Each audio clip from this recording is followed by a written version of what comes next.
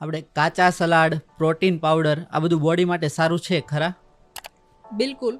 કાચા સલાડને આપણે healthy option તરીકે લઈ શકીએ. શરીર માટે બિલકુલ સારું છે, કારણ કે એમાં પ્રોટીન વધારે હોય છે, જે આપણા પાચન સુધારે અને આપણા શરીરને ડિટોક્સ કરે છે.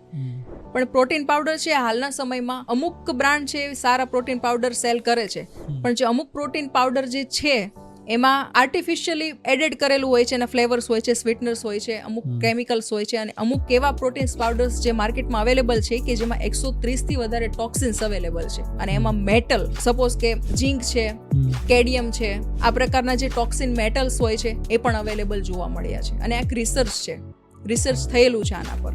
તો ઓબ્વિયસલી તમે એને લોંગ સમય સુધી તમે કન્ઝ્યુમ કરશો તો એ તમારી જે બોડી છે એને પ્રોટીન સિવાય પણ વધારે સાઇડ ઇફેક્ટ આપશે તમને. અને કોઈ પણ વ્યક્તિ દિવસના 25 થી 50 ગ્રામ જેટલું જ પ્રોટીન લઈ શકે. એનાથી વધારે કન્ઝ્યુમ કરશો તો એ એડવર્સ ઇફેક્ટમાં આવશે. એટલે પ્રોટીન પાવડર લઈ શકાય, પણ પ્લાન્ટ બેઝ પ્રોટીન પાવડર હોય તો સારા કહેવાય. ઓકે.